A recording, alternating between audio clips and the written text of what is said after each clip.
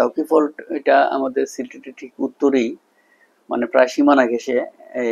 এইটা হচ্ছে যে মেঘালয়ের প্লেটু বলে, হ্যাঁ, মেঘালয় প্লেটু ঠিক নিচে, অর্থাৎ বাংলাদেশের সমতল ভূমি শেষ হয়েছে, ওদের পাহাড়ি ভূমি শুরু হয়েছে এই জায়গাটায়, পূর্ব পশ্চিমে বিস্তৃত।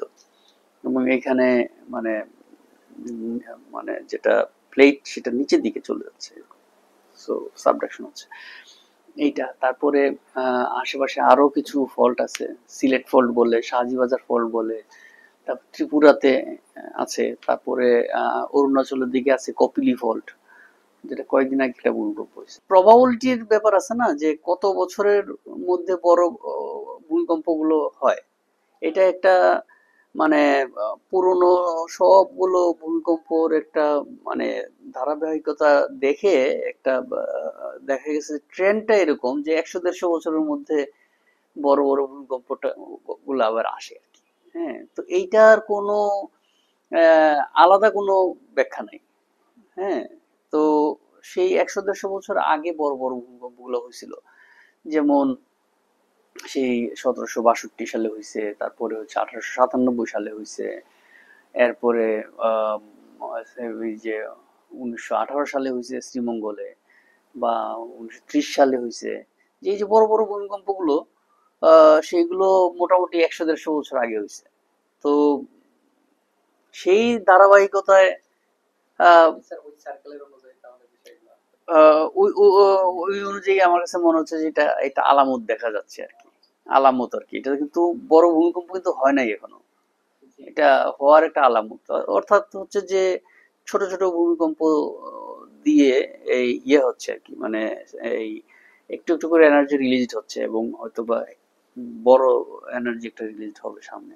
সম্প্রতি যে ভূমিকম্পগুলো হয়েছে সেগুলো হচ্ছে যে মধুপুর ফল্টে হয়েছে বলে ধারণা করা হচ্ছে।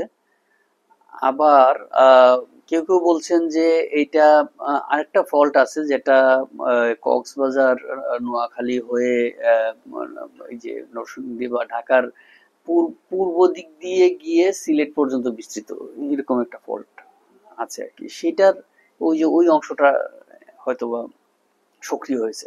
তো দুটা দুটা মতবাদ আছে আর কি। তো এগুলো নিয়ে আরো ইয়ে করতে হবে, রিসার্চ করতে হবে। আসলে দুইটা কাছাকাছি, মধুপুর ফল্ট এবং তো এখন মধুপুর ফল্টের কথা কিন্তু আগেও সেই মানে 1987 সালে যখন যমুনা ব্রিজ হয়, তখন একটা রিসার্চ হয়েছিল। প্রফেসর বোল্ট, প্রফেসর কি নাম আমার মনে নেই, মানে বোল্ট নামে একজন, উনার রিপোর্টে কিন্তু যে এই যে মানে যমুনা ব্রিজের জন্য উনি যে রিপোর্টটা করছিলেন, ওই রিপোর্টে কিন্তু ছিল যে মধুপুর ইয়ে থেকে আর্থকুয়েক হতে পারে, বড় ধরনের আর্থকুয়েক হতে পারে। হ্যাঁ, তো এটা মানে অতটা অ্যাক্টিভ তখন ছিল না, এখন হয়তো অ্যাক্টিভ হয়েছে। 5.7 মাত্রার ভূমিকম্প আমার সোর্সে হয়েছে, যেখানে নরসিংদী, ঠিক আছে, ঢাকা এটার একদম কাছে। এখন 5.7 মাত্রার ভূমিকম্পে সিলেটে কিন্তু তেমন কিছু হয়নি, মানে দূরে। সুতরাং ওইটা কোন জায়গাটায় হয়েছে সেটা ইম্পর্টেন্ট। হ্যাঁ, মাত্রার চেয়ে হচ্ছে যে মাত্রাটাও ইম্পর্টেন্ট অবশ্যই, আর সেটা থেকে সে কত দূরে, তার মাটিটা কিরকম, হ্যাঁ, এবং বিল্ডিং গুলা কিরকম, এগুলোর উপরে নির্ভর করতেছে আবার ক্ষয়ক্ষতিটা কিরকম হবে। এখন আমরা যদি ধরে নিই যে হ্যাঁ ভবিষ্যতেও ঠিক ওই জায়গাটাই আর্থকুয়েক হতে পারে, তখন তো এর চেয়ে যদি বাড়ে, এই 5.7 হচ্ছে এই অবস্থা, এর চেয়ে যদি বাড়ে তাহলে তো অনেক বেশিই হবে। একটা সহজ হিসাব হচ্ছে ভূমিকম্পের মাত্রা রিক্টার স্কেলে যদি 1 বাড়ে, এটার অ্যামপ্লিটিউড বাড়ে 10 গুণ, আর এনার্জি রিলিজড হয় 31 গুণ। তার মানে আমরা যদি 5 বলি আর 6 বলি, পার্থক্য কিন্তু অনেক বেশি, মানে এনার্জি রিলিজড হবে 31 গুণ বেশি, আর অ্যামপ্লিটিউড যেটা হচ্ছে যে কম্পনের সাথে সম্পর্কিত সেইটা বাড়বে 10 গুণ। তাহলে চিন্তা করেন যে আমি মানে সাধারণভাবে বলে ফেলি 5 না 6, কিন্তু আসলে 5 এবং 6 এর মধ্যে অনেক পার্থক্য। এখন 5.7 হয়েছে, হ্যাঁ, এটা যদি আমার 6.7 হয় তাহলে তো বিশাল একটা ব্যাপার, যে এবং যদি সেটা নরসিংদীতে হয়, হ্যাঁ, এটা আর কি। আবার 2 যদি বাড়ে, খেয়াল করে দেখেন, 2 যদি বাড়ে তাহলে আমার এনার্জি রিলিজ হবে 31 ইন্টু 31, তার মানে 1000 গুণ। আগে যদি হয় তাহলে এনার্জি কিছু কিছু রিলিজড হয়ে গেল, পরবর্তীতে এনার্জি যেটা বড় ভূমিকম্প হবে সেটার এনার্জি অনেকটা কম হইতে পারে আর কি, সম্ভাবনা থাকে এটা।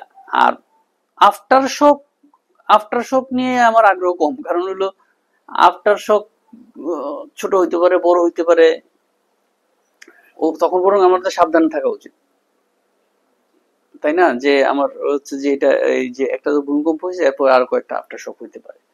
আফটার শক গুলো অনেক সময় সাধারণত বড় ভূমিকম্পর পরে আফটার শক ছোট হয়।